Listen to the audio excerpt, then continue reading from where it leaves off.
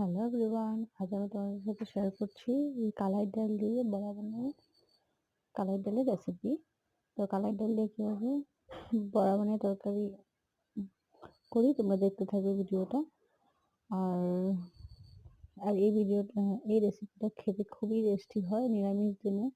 তোমরা করে খেয়ে দেখতে পারো, ঠিক আছে। প্রথমে কালাই ডালটাকে ভিজিয়ে রেখেছিলাম দিনের বেলা। তো একবেলা ভেজার পর এটাকে ভালো মতন বেটে নিয়েছি।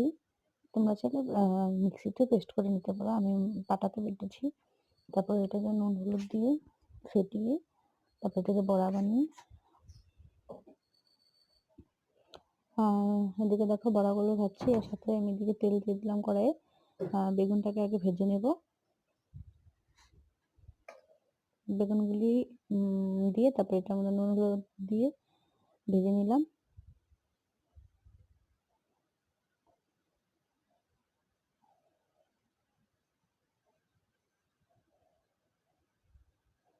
বেগুনগুলি ভাজা হয়ে গেছে, এবার আমি আলুটাকে ভেজে নেব। আর আলুটাকে ঝোলটা বানানোর জন্য আমি সম্বাসী জিরে দিয়েছি। জিরে দিয়ে তারপর আলুটাকে ঢেলে দিলাম।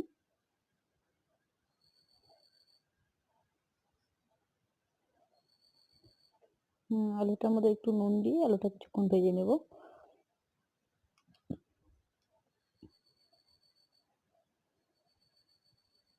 আলুটা ভাজা ভাজা হয়ে যাওয়ার পর হলুদটা ঢেলে দিলাম। আর এটার জন্য মশলাটা আমি বেটে নিয়েছি, জিরে গুঁড়ো, ধনে গুঁড়ো, লঙ্কার গুঁড়ো দিয়ে দিলাম। কিছুক্ষণ ভেজে নেড়ে চেড়ে তারপর জল দিয়ে দেবো।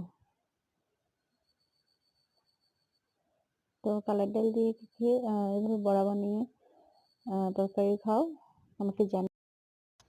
সাথে আমের চাটনিও একটু করলাম।